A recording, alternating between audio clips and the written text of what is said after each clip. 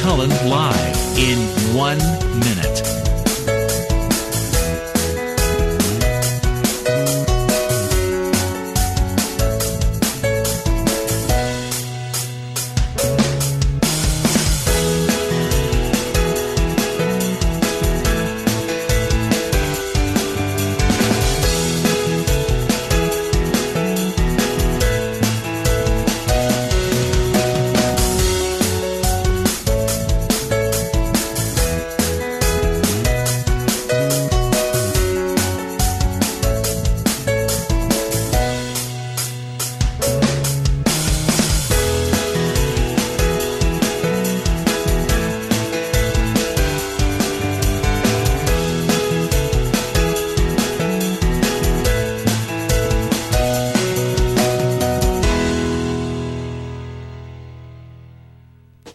Welcome to Lynn Cullen Live at pghcitypaper.com. Email your questions and comments to Lynn at pghcitypaper.com.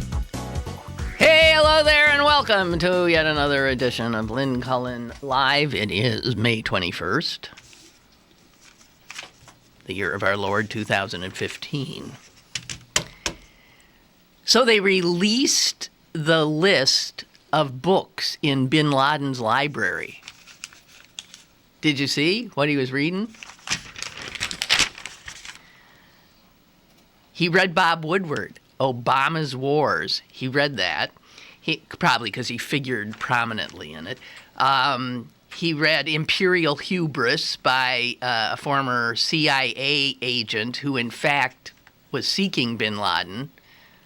So he read about himself. He's no different than any of the rest of us. And he was into, Bloodlines of the Illuminati. Yep.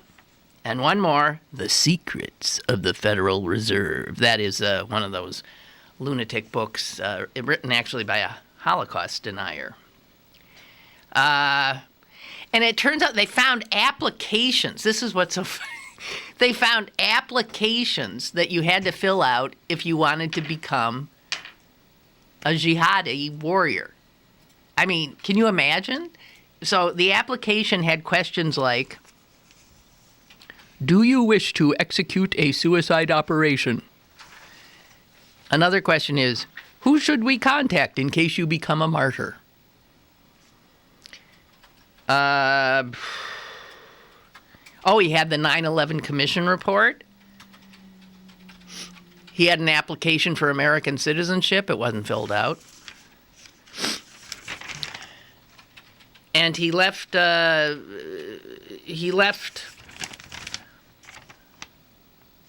certain things about his wife. I think he had more than one, didn't he? But I guess he had one he really liked, and she was the one that was there with him. He wrote to her that if he was killed, and if she wanted to remarry, I have no objection. But you have to raise my children properly and to watch them and be careful of bad company for them. And if you remarry, he told her, that on Judgment Day, she could only pick one husband to spend eternity with, and he said, I really want for you to be my wife in paradise. Makes him human. He was in love with her. That's bin Laden's library, ladies and gentlemen. Email from Ron about what I said about the post office yesterday, how that guy wrote this wonderful bit about how it was one of the last democratizing institutions left in the country where it didn't matter if you were rich, poor, famous or not. You still had to stand in the same damn line in the same depressing place. Got treated the exact same way. There were no VIP windows, nothing. And it's too bad we're losing these things. And Ron writes, you're spot on about the post office. The post office is older than the U.S. government. That's true. We would not have this country if the post office was not providing a public service during the Revolution. Adams, Franklin, and Jefferson were not neighbors. They lived long distances from each other. The post office provided their ability to converse, and heaven knows they wrote and back and forth. It is ironic, says Ron, these privatizers want to destroy the post office the same way they want all public services to disappear. He calls that intentional animosity. If you want the property tax gone, then you hire Sabre Systems, a defense contractor, to decide your property values. Yeah, that's what's going on. If you want to punish the IRS, stop funding infrastructure. He's just listing all the things that these privatizers are doing. You stop funding the IRS, you stop funding infrastructure, stop funding the national parks, Amtrak, etc. It just increases the animosity of the taxpayer, because then the services don't work very well. And then they don't want to pay their tax. Why should we pay taxes? They're all screwed up. I should give the post office my money so it can screw things up more? Well, I told you, that's right. Intentional animosity. It's the intentional destruction of government's purpose, which is service. All right. We have oil spills, again, as you know. And interestingly, today a new study came out from the National Ocean and Atmospheric Administration saying that further studies of the dolphins that were killed by the BP oil disaster absolutely proves it. Mass dolphin deaths in Alabama, Louisiana, and Mississippi. BP did not agree. Strange. Okay, so we have an oil spill also now in California. The toll on wildlife not immediately known, but there'll be a great one. You can always bet. My brother happened to send me something. I got around to looking at it. He said, look at these pictures. And wow, I wish I could share them with you. Is pictures showing what humans have done, what our presence on this beautiful globe has done. And there were some that I think the one I can't get out of my head is a picture of a decomposing bird on a beach. And its head is still there. And you see some feet. And most of its body has been, has disappeared. But you see what was inside of the bird's body, because that is not decomposing. The entire inside of the bird's body was filled with little pieces of colorful plastic. Over time, the bird, in feeding, had ingested, well, I guess that's not, but he'd swallowed it. And that picture should be it is the most mind-boggling picture I ever saw. The plastic is absolutely from here to the end, and it is in the shape of that bird. It was what was inside that bird. It is. Then there's a picture of a surfer. This is in, I think, in Asia somewhere. And it's one of those beautiful pictures of someone surfing with the waves sort of curling right over his head. What do they call that? A flume, a plume, a plum, a this? I don't know what. Nobody knows. And in that beautiful wave curving over his head as he's on the surfboard is so much junk and debris in the wave. Plastic and crap and garbage.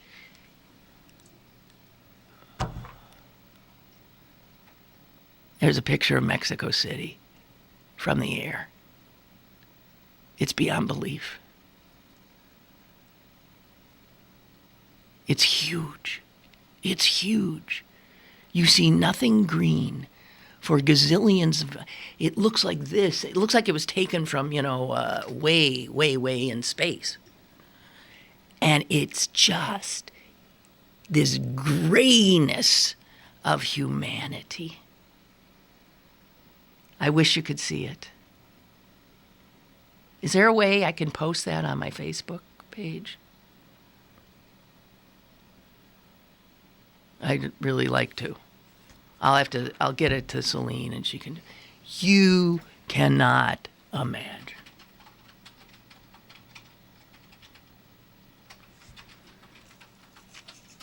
Humans. Maybe it's a good idea that robots are going to take us down. Seriously. Maybe it is. Because we have, and we will be such a blip in the history of this planet. A blip! Proven that we didn't deserve it. We did not care for it. I should warn you, apparently this program is going to be depressing. Because even Celine said she looked all over the place and she couldn't find any happy stories. I, though, do want to take up before we... Celine's found it, huh? Did you see the bird yet? Oh, my God, the bird. It's like a nightmare image I cannot get out of my head. It's like, dear God in heaven, tell me this is... And apparently, you see that kind of thing on beaches a lot. The birds just absolutely filled with plastics. Whole new meaning to the scene in The Graduate, right? Where the guy says to Dustin Hoffman just out of college, there's one thing you need to know, right? It's where things are heading. Plastic. That's it. All right, enough of that. Celine's going to post it, right? I want to say so. I think I have said this out loud before, but thank God I'm starting to hear other people say it as well. In fact, somebody writing in a fine weekly newspaper, Pittsburgh City paper, took on the subject. And that's what I want to talk about, which is, it's really great that we're building buildings all over the place. Man, you can't even get through my neighborhood anymore. With every 2 feet, there's another construction site. You can't even figure out what's going on. My understanding is all of these things are apartments. Did you see the thing in the paper today that Pittsburgh actually lost population from last year? So who's going to live in all these damn... That's not what I wanted to talk about. Why are all these buildings that are going up so effing ugly? Name one. Name one new building that you would proudly show a visitor to the city.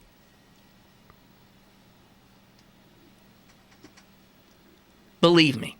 You know, when they took down Reisenstein School, for those of you who knew what that thing looked like, that looked like a prison. It looked like a nightmare. And people were so actually happy to know that it was about to be demolished. Little did we know, we could not believe that what Walnut Capital put up in its stead is every bit as ugly. It looks like something that they would have put up in East Berlin in 1963. That's all they put up are these East Berlin boxes. And I understand they're shoddily made. They are not intended to stand for 100 years. They're not. You look at that former Nabisco plant right across the street. God knows when that thing was built. It is so solid. Because back then they actually built buildings. We build these temporary facilities so we can make a fast buck. The buildings are so ugly. Now, you cannot build a building in Pittsburgh without getting the city to sign off on it. You have got to go before something called the Pittsburgh Planning Commission. Seated on the Planning Commission are a bunch of, I guess, very important people who know something about buildings and maybe urban planning, and they have to say, okay. Guess what they always say? Okay. Okay. Mm-hmm. Oh, God. Okay. Okay. So the City Planning Commission is not doing its job.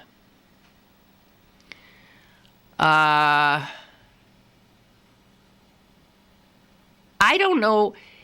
Here's what the writer, who is he? Charles Rosenblum writes in City Paper. Pittsburgh seems to be too busy patting itself on the back to realize that good architecture does not stop with a few environmentally sustainable features. We have zero energy buildings, yes we do, which are admirable, but you couldn't pick them out of a lineup. And we're too busy having these Sally Field moments. Oh, you like us, you really, really like. We're so excited that we're now on the map, that we're hot. And so people are investing in us and things are going, that we're willing, we're just grateful someone's putting up this friggin' ugly building. And we got to stop that because we're in a position now to say, no, you're not going to put up that friggin' ugly building. If you want to build there, you give me a building that's going to be one we're proud of.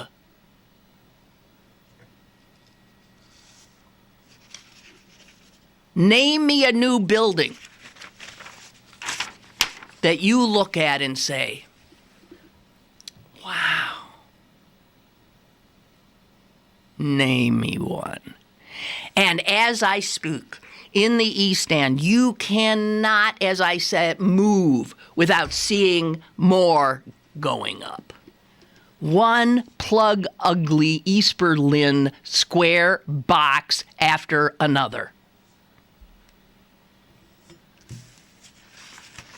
We get all excited about, all these developers. And here's the other thing. I've got another thing to say. Okay. As I said, most of these are like going to be apartments. Who's living in these apartments? Do you know they're going to make the Oliver Building here, a huge, beautiful old building meant to last. They're going to have a gazillion apartments on that. They're going to put apartments where Kaufman's used to be, over Macy's now. There's going to be apartments over there. There's apartments galore popping up in the Strip District. There are apartments in all of these buildings downtown. None of them, as far as I know, are affordable. If you're making, let's say, the average income of a Pittsburgher. Can't live in these things. So all of this building is for all these new rich people. Pretty much. Now I realize, and I talked when the mayor was here, remember I said, so we're doing all this, ain't it grand? What's happening to the people who lived in these godforsaken neighborhoods when they were godforsaken neighborhoods, and now they're being pushed out of them? And all the building and all the housing that seems to be going up is for all these friggin' Google types.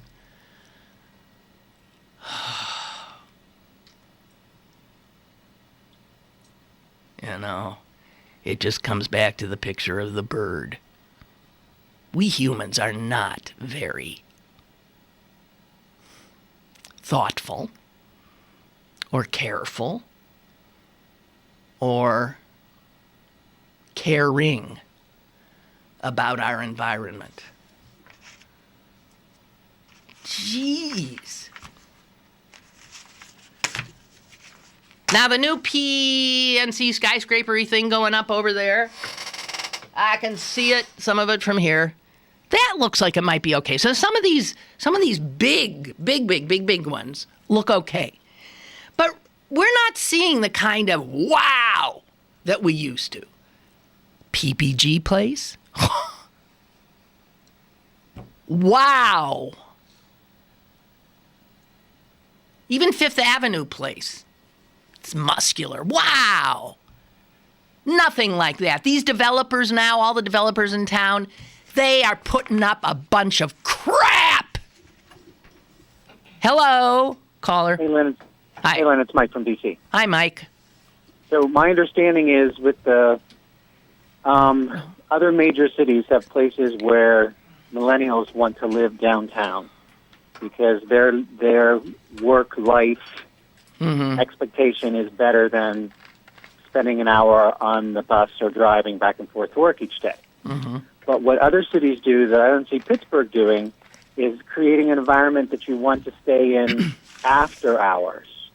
Or is there even a grocery store downtown? Yeah, it's cool. That's happening. But Okay. it's high So I bet end. that's what that's all about. It's high end. It's all pricey. It's all pricey stuff. Yeah, we got a great new grocery store near Market Square on one of the little satellite streets off of Market Square. But it's pricey. It's fresh produce and meats, and in fact, you can get a glass of wine in there for some reason. There's a little cafe, too. So, yeah, they know now there's enough of a critical mass of young people living down here and other people living down here that, yeah, the services for them are starting to come. So, no, you'd be surprised if you came to Pittsburgh. I mean, now. And unfortunately, when I do night. come to Pittsburgh, I don't go down. I don't go downtown. Well, you come know? downtown, check out downtown, check out the East End. Stuff you won't recognize a lot of it. You will not recognize it. But I'm telling you, all the buildings that are going up are so unbelievably, at the best, they're immemorable. At the worst, they are ugly pieces of crap. I'm not kidding. Yeah. How much would the apartment go for in that ugly piece of crap? Just curious. You think? Yeah, what is it like a what? Here, Celine might know. Celine? From what I'm hearing, somewhere between 15 and 2,200 For a one bedroom? for two bedrooms. Why, I don't think. Two. Two? I think so. Well, okay, so now listen, to your DC ears, that sounds cheap. I didn't say. I know. wasn't about to say Yeah, anything. you were. You were thinking, shit, I'm moving back. I can live like a king. No, that's even expensive here. 15 to 2,000 is like the cheapest apartment you'll find in not so good neighborhood. That's probably the cheapest that you'll find. But these are high scale for that. There have to be a lot of high scale people who are going to want to move into them. Yeah, so I guess we got a lot of rich young people here. And they must do the demographics, right? Because if you were going to build a I don't building, know. ugly or not, you would do the numbers and say what's the growth rate? I think of we're this? we're overbuilding. I mean, some of these developers we're overbuilding. And mark my words, they are overbuilding this. Well, if that's true, then rents will have to come down because they won't leave them empty and not bring in any money, right? Well, one would think. I have a chiropractor rehabby guy that I go to, and he is in his early 30s, I think, And he is still paying off, of course, his loans from college. And he is one of these people who is very, he's so responsible. So he's been living in a funky apartment in like Lawrenceville or Friendship. And he's looked at some of these places. Like he's looked at some of these he cannot believe the rents. Here's a guy who has a good practice and he's got a lot of patience. But he's not somebody he said it's unaffordable. If I got to pay off all that student debt. I can't afford to spend more than this. And if that guy, if a professional can't pay it and thinks it's outrageous, I don't know. I really don't know. It's so depressing to see these ugly buildings. And why aren't they condos? Why are they apartments? I mean, some are condos. I think some are condos. And some are beautiful, I'm sure. I mean, but they're high end, the beauties. And the ones at the top of these buildings, you can imagine how high end they are.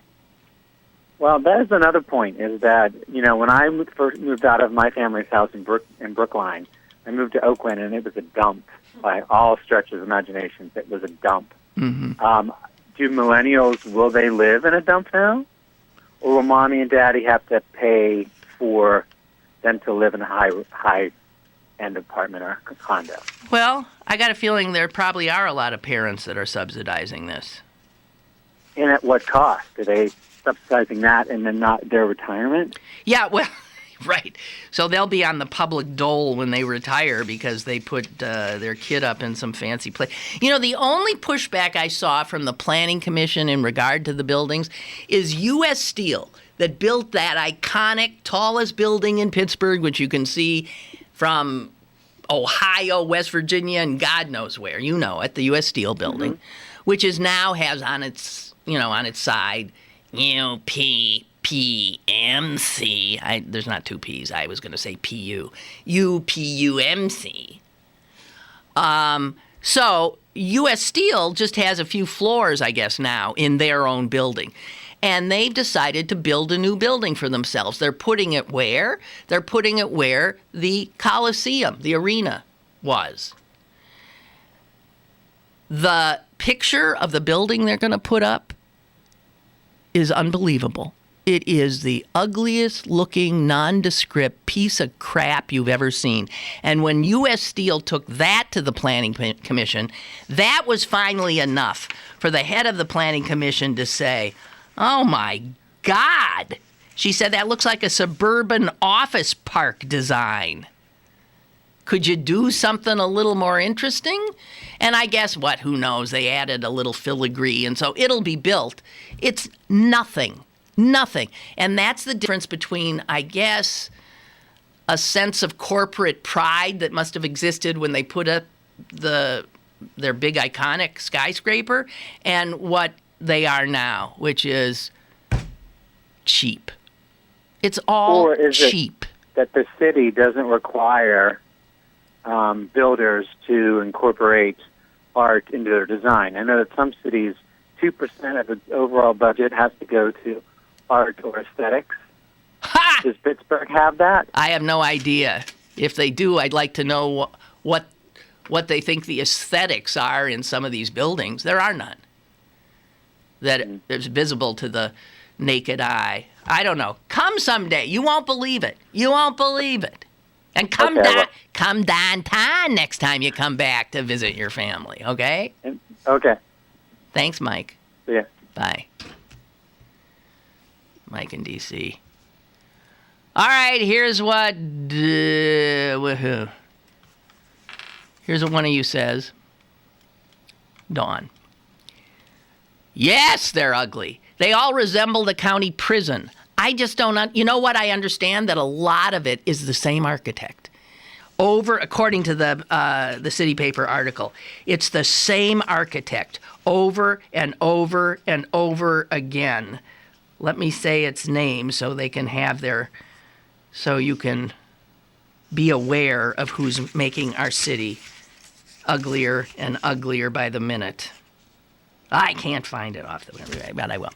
And the materials, there you go. The materials are junk, absolute junk. It does. It looks ticky-tacky. It looks like if the big bad wolf came by and blew, they'd all come tumbling down. Housing. All the articles I read, it's all about housing. No one's building homes unless you journey out into the gated suburbs and want to purchase some, hugely expensive particle board house amongst all the people fleeing because they're scared of, I guess, the black people. I can't name you one new building that I go, wow. Who is paying $2,000 for an apartment over top the train tracks and a major bus hub? All this living on top of each other? What is this? My friends and I have worked good jobs for years now. We love our city. And when will we see some new affordable homes built for the average working steel town folks with a patch of grass and a porch? That's all we're asking for. Well, you know what? Again, interestingly, to give them their due, there was a ribbon cutting on an affordable housing complex in East Liberty. It was pictured in the paper today. I couldn't figure out where they're cutting the ribbon because the thing's been up for at least 2 years and is already fully occupied. And it is nice looking, relatively nice looking, and it's right behind Target. It's Penn and Euclid, and it's mixed use so that you do have people paying what's considered the regular rate for what you would pay. But something like 80% of all of the apartments in there are subsidized. They are the higher rents that some people pay help allow people who are making $35,000, which is considered, I guess, not much anything, $35,000 to live in that nice place. So there's some effort on the part of some, and Bill Peduto said that's the kind of thing we've got to see more of. That thing is already, I guess there's only one apartment left in there. And there's so many other things going up right around in that area, and I think that has to be housing too, and what I would hope it is a continuation of the more affordable housing. I don't know, but can't we raise our collective voices and say, yeah, it's great, there's this boom going on in Pittsburgh, but could we have a little more pride in ourselves and insist that the buildings being put up are worthy?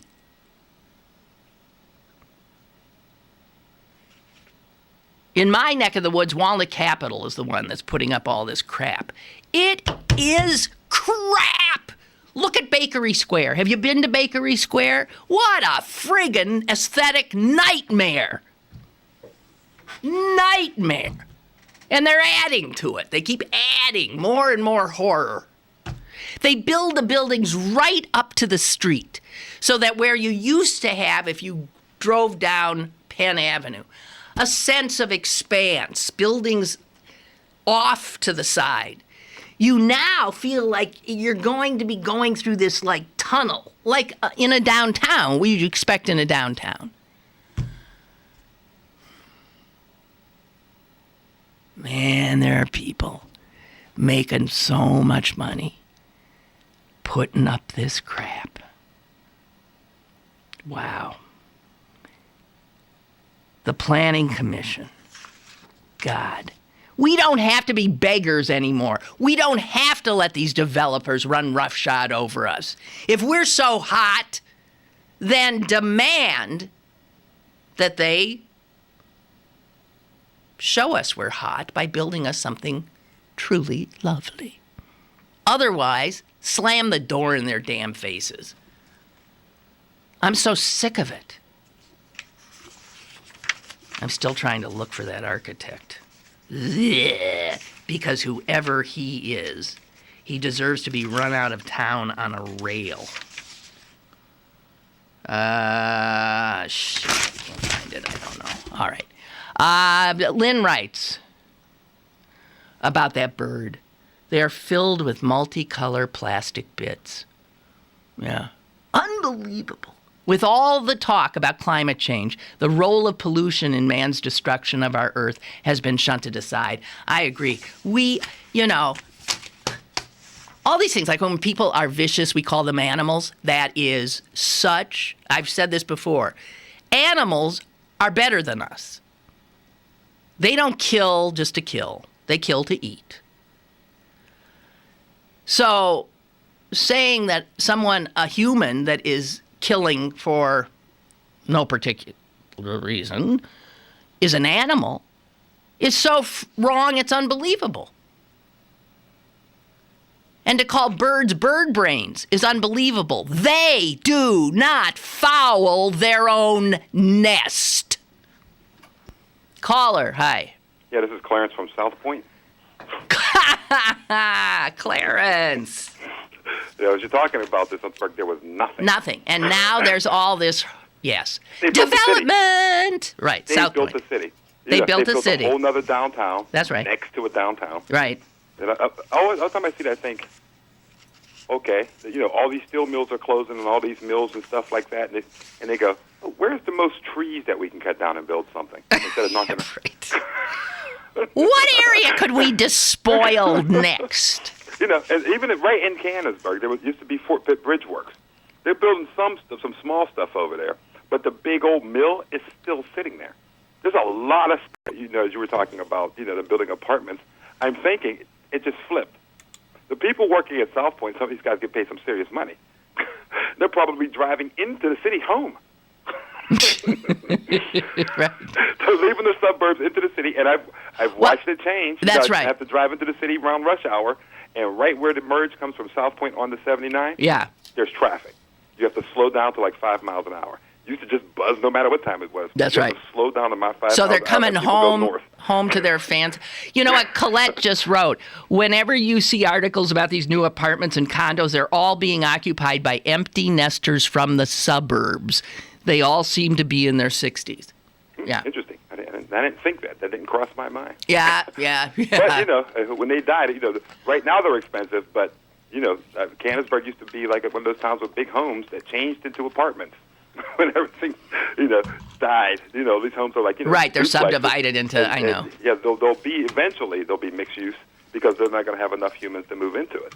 Yeah. They'll start, Section 8 people in there and all that kind of stuff. They have to fill it up. Yeah. So, there we go. There you go. We're doomed. Just a second. That's going to be my new closing. Hey, guess We're doomed. Plastic birds, robots. Yeah, way too many apartments. No, I know. Guess who's sitting right off here? A guy who likes you. Oh, it's my man Sam? No? Yes. Is this Sam? Yeah. Does he still got cool hair? Oh, he's got hair. Do you want to see it? Oh, yeah, let me get back to my computer. I had to, so I can talk to you, I had to, kind of shut it down. Okay, Sam says he thinks he found the architect's name. No, that's the good architect, I think. I must not have brought the right page in. Sam, you're going to have to come over and just let... well, you know what? You're 2 minutes behind me anyway. Oh. So I can look later. Yeah. Okay, all right. Well, he doesn't want to say anything or anything, does he? What? He doesn't want to be on camera either. Where did you learn to say either? I don't say either. Is he a hipster? No, I don't know what he is. He's a one of a kind. So either. It's not either. It's either. It's either. Yeah. Do you say tomato? Tomato, potato. Yeah, potato. I was working with my friend's young son doing caricatures. He's starting out. He's 19. Mm-hmm. And he's a hipster. It's so cool walking with those young dudes. He's got this really cool haircut and skinny jeans, and his feet are way too big for those jeans. The little girls were going crazy for him. Big glasses. Sam, just poke your head here real fast. All right, come on, get that out of your ear, just so you're on camera. Here, you got to go down. On camera. No, you got Sam. Look, I'm on. Okay, but go down. So here, down. This is me on All the hair. You pull the hair out so he can see. Okay. Clarence, you want to see hair? Check this. Okay. It's got to go. I can't. I remember you getting mad you'll at me see when I it walked. later. You'll see it later. Look Yeah, at I got that. two- This I is got 2 exciting, minutes to Lynn go. Cullen Live. All right. Okay. Fine. Okay. Go. Aren't you on 4802? Yeah. Go away. See, What I did know. he say? He said, "Aren't you on 4802?"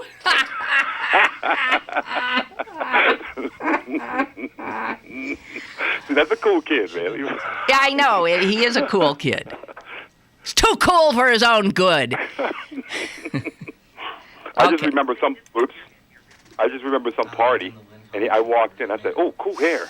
He was. And I told him. I said something terrible. Oh, look how cool that is. I'm seeing it now. He's seeing it now, Sam. He says, "Oh, look how cool that is." He's got to Yeah. fold it back in that little, I don't know. Yeah, like he's the got to. I mean, Japanese I little like thing. it when it's, he looks like a sumo wrestler, Yeah, right? a samurai. We'll call it a samurai. Samurai. Oh, That's- man, he just let it down. How cool is that? You're missing it, Sam. You're not hearing what he's saying. He just saw you let it down. You like that, huh? Oh, yeah, that's cool. Well, I don't have any anymore, so... Yeah. It could be like me admiring, the 2015 Corvette or something like that. He I'll could- never have one. He but they're could still he cool. could cut his off and make at least 3 different toupees for you. That'd be kind of nice, me with long, straight hair. It's the right color, right? Yeah. We're about the same flesh tone. I could just walk around and be Sam. He can be me. He could be some obnoxious, know-it-all old black guy. Yes, and he'd call into my show. God. 3 times a week. Yeah. All right, you know what? You're out of here because Okay, I got to all do right. a commercial. All right, Bye. thanks. Bye. Totally forgot. Got to do a break. Howard Allen Events, producer of the country's most popular high-end festivals, returns to Walnut Street in Shadyside. The annual Shadyside Arts and Crafts Festival, May 30th and 31st, 2015. The finest artists and crafters from throughout the U.S. will transform Shadyside on Walnut Street into an outdoor art and craft showcase with original art, handmade crafts, as well as unique and affordable gift items. Admission is free and open to the public this Saturday, 10 to 6 p.m. and Sunday, 10 to 5 p.m. Artfestival.com. Hey, Urban Gardener, PGH.com. UrbanGardenerPGH.com. I keep telling you to go. I'm sure some of you, I know some of you have. I've made believers out of you in the years since I have been suggesting that if you're looking for, a bush, if you're looking for a tree to plant trees. There's not enough people planting trees. If you're looking for perennials or annuals or, veggies, herbs, all that stuff, including all the sort of, like garden art and things that we now put in gardens, they have not the same old. I mean, with the annuals, you're going to see generally what you're used to. But I have found surprising things there. And sometimes when people see my perennials, they'll say, "What is that?" And I always say the same thing, because I never remember the names, but I know that I got that plant that they never saw before at Urban Gardener. Urban Gardener, PGH. I'm telling you that because go to that website and get your directions and get all the stuff you need to head over there and enjoy yourself and populate your garden. And don't forget to mention my name, Lynn Cullen, because that'll get you a discount. That's the best. Okay, Sam has now fled the studio. He didn't want to be on. And Lynn writes, I have been moaning all through this building frenzy. It is ugly, ugly, ugly, cheap, cheap, cheap, almost unbearable. I agree with you. I mean, I just feel like it's befouling my city. I hate it. The sign for Bakery Square alone should be enough to have the Planning Commission say, you guys are not putting up we will not okay another building until you get somebody who has the vaguest sense of aesthetics. The vaguest.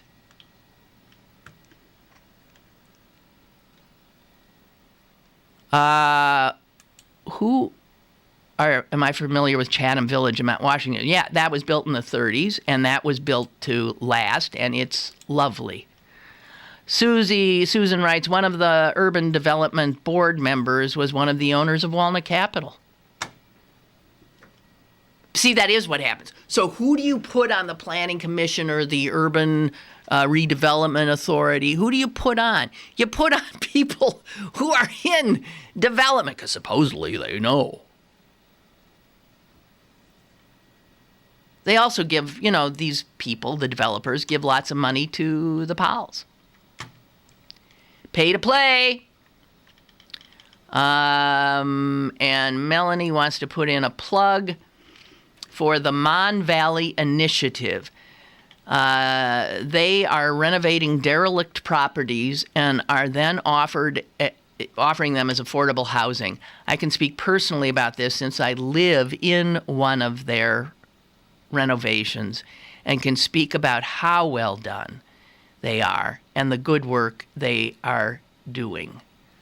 And she gives a website, which is very long, but it's monvalleyinitiative.com/real estate. I think, and it's then slash a lot of other stuff, but maybe you could, if you're interested, check that out. monvalleyinitiative.com.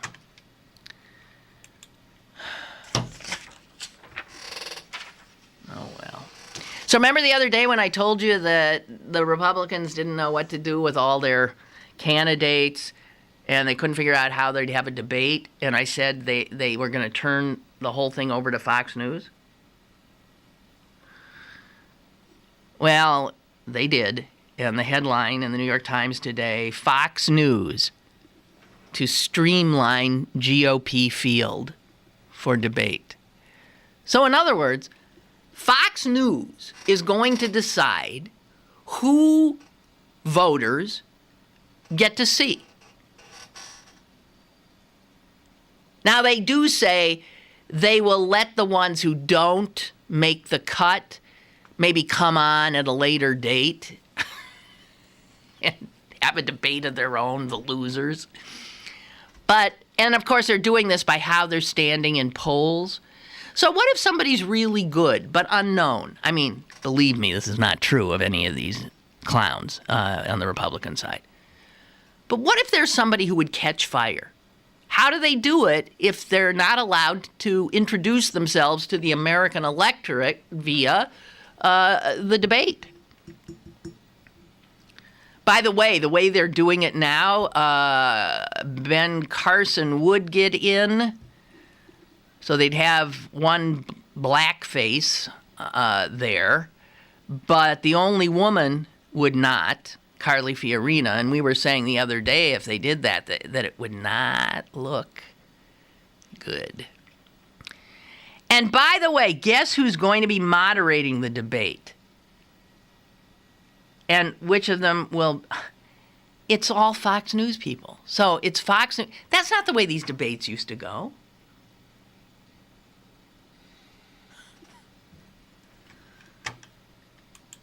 Oh, man.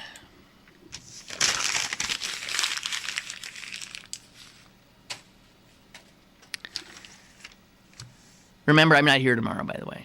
Be back the day after. Morally.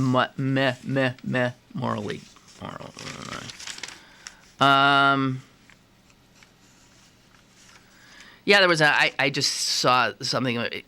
Joe Queenan, who I usually don't like, he has a column in the Wall Street Journal, but he had just come back from Britain, and he was just blown away by how old all the buildings were. And they're still in use. They're still they're habitable. They're hundreds and hundreds and hundreds of years old. And he was decrying the fact that in this country, we just put up crap generally and expect it to fall down.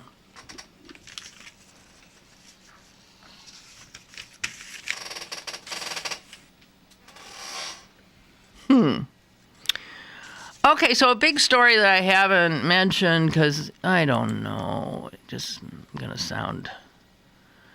Again, I said it'd be depressing.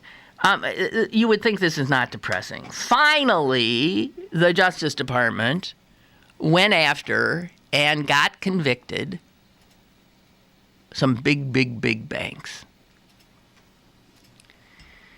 You probably heard. 5 banks, including 2 that are, I think, one is the largest and the other is the 3rd largest in this country. J.P. Morgan and Citigroup. And they pleaded guilty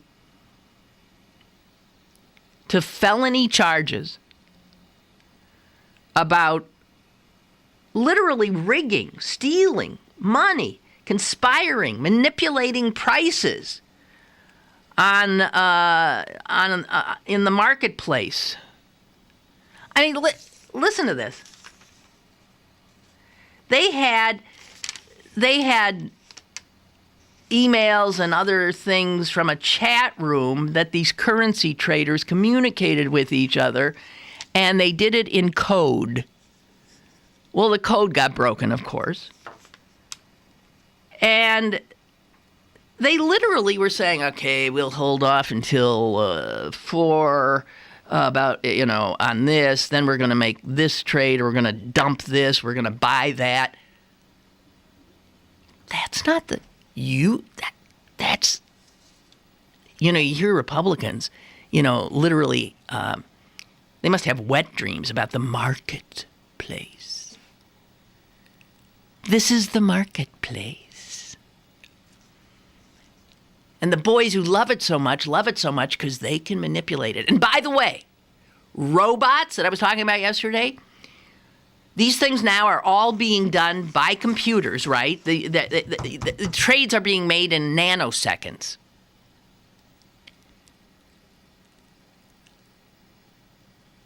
These guys who do this kind of thing, this is the one place I think I would like robots.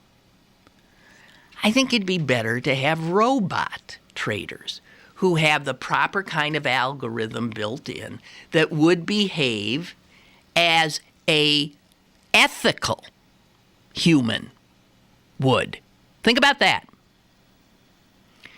Because humans seem incapable of ethical conduct, we could create robots in these kinds of, that would take these kinds of jobs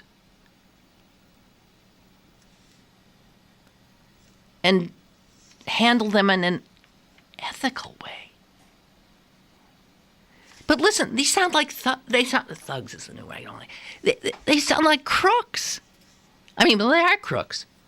It says here in the Wall Street Journal, members of this one group discussed in code whether to allow a Barclays trader to join them. And they ultimately decided to let him in for a 1-month trial. But they advised him, okay, buddy, we're letting you in for 1 month. But listen to this, quote, you mess this up and you're going to be sleeping with one eye open at night.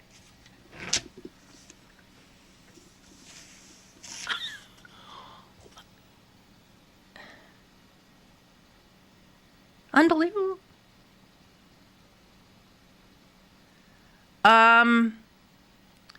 Here's the thing, though. So they pled guilty, or pleaded, I don't know what's right there. The banks have said they expect a little disruption to their business. Oh, they got to pay $1 billion. Okay, we have a drawer here where we keep, petty cash. Here's $1 billion. Now, if corporations are people, and these corporations have been found guilty of huge felonies which stole billions upon billions upon billions upon billions of dollars and rigged the market, then how can a corporation go to jail?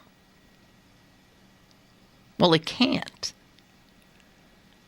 But a corporation, even if it is a person, I'm talking to the idiots at the Supreme Court, even if it is a corporation, have people in them, including people at the top. And until I see the Justice Department go after the heads of these banks, well, of course they won't, because they won't have enough, they won't be able to get the incriminating stuff on them. But they could obviously get it on these guys who were in the chat room manipulating these managers who probably make $700 gazillion a year and then get even more for a year-end bonus year after year after year after year for manipulating the market and stealing money. They should all be in jail for the rest of their lives. Some poor schmo holds up a 7-Eleven and does time.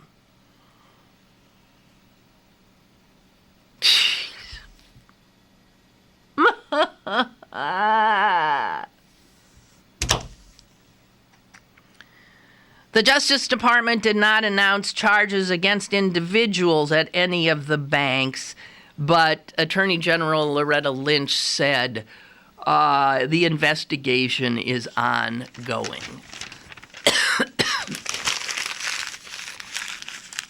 Vote Republican, ensure that none of these guys will ever see one moment of restless sleep.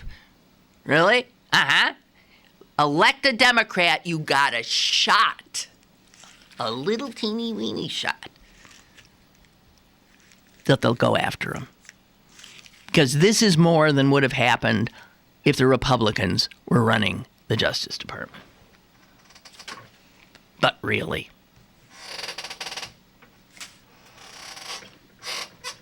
Driving me crazy. Okay, so was that it? So did you watch the Letterman thing? I saw on YouTube the beginning, which was cute with the presidents, and then I saw the top 10 list, which was cute, sorta. But apparently, those who know and love Letterman thought it was a damn good show. Now, what station? I think it was KDKA. That show doesn't air on CBS. That's KDKA is CBS. Right? That doesn't air on CBS. Letterman's on, I don't know, NBC. Right? So, why would KDKA send a reporter, this guy Highfield, to New York City to cover Letterman's last show?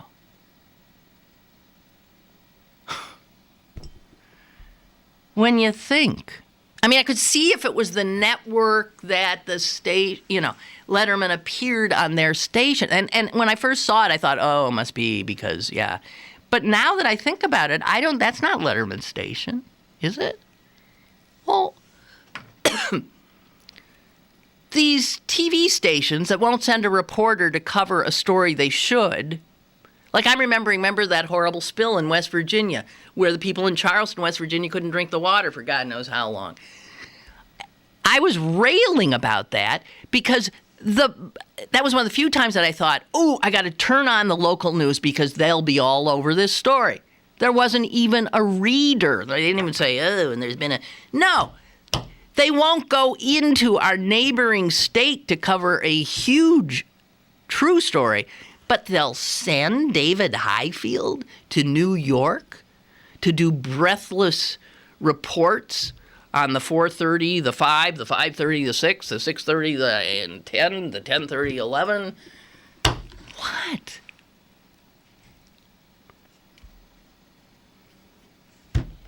All right, I'll stop. So, I want to wish you all a happy and pleasant weekend. Oh, here's some people on Letterman. Hang on. Oh, he is on CBS. Thank you. Oh, that's what it is. He is on CBS. Well, that explains it then. Okay, then I get it. But I still have to say, come on. All right. Yeah, that's the only thing that made sense. He's on CBS? See, I never watch. He started on NBC, but he was only there for 10 years. Yeah, and then when they didn't have him go to replace I don't remember. And then he took his show to CBS. He's been on CBS for 23 years. Yeah, and that's why KD was there. Okay, that at least I can comprehend that. Thank you.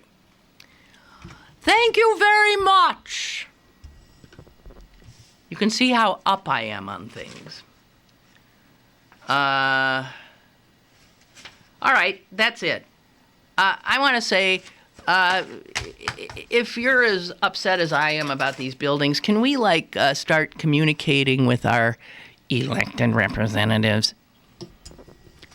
Because I really feel they're befouling my neighborhood, even as we celebrate old Nabisco plant that Google's in now, and the ticky-tacky, god-awful, such poor taste. You don't even have to have a modicum of aesthetic sensibility. If you look at just the Bakery Square sign and then turn and look at this building, the two buildings that they've put up where Reisenstein used to be, you would say, oh my God. Hideous. Have a great weekend. I'm off to spend the weekend with my family. I'm going to see Susan's new house. And I can't wait. Full report coming back on Tuesday. Toodaloo.